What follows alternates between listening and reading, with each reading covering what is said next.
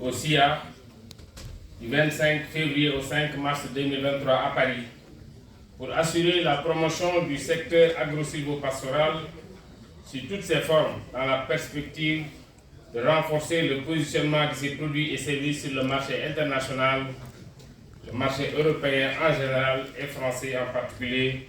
et de tirer profit des succès et expériences des autres pays et présenter nos grandes potentialités agricoles. Cette année, le ministère de l'Agriculture, de l'Équipement rural et de la souveraineté alimentaire compte pérenniser les acquis importants des éditions passées afin de mieux assurer la promotion de notre secteur agricole. Mesdames et messieurs, depuis 2014, l'agriculture sénégalaise montre un nouveau visage, celui du progrès, qui permet d'affirmer, sans risque de nous tromper,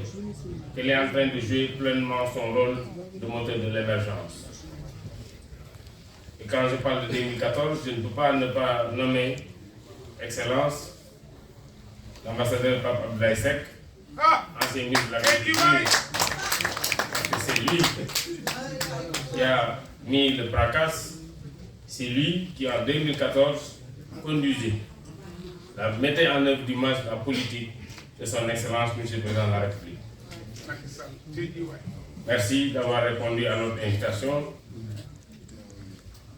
Monsieur le ministre Abdoulaye Seck. En effet, avec l'avènement de la COVID-19, le Sénégal a élaboré et adopté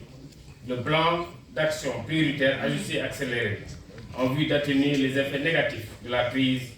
de relancer les activités socio-économiques et de se remettre sur la trajectoire de l'émergence.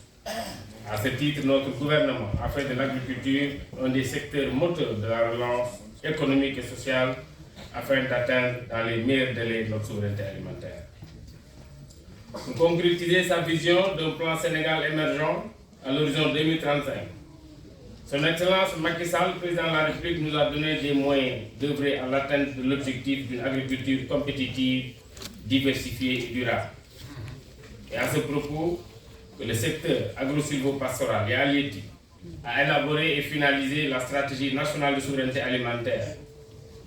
SAS. Quand le président cherchait le terme en conseil des ministres, il a dit dans le dit SAS, stratégie de souveraineté alimentaire. Je pense que les agriculteurs connaissent ce que c'est que SAS.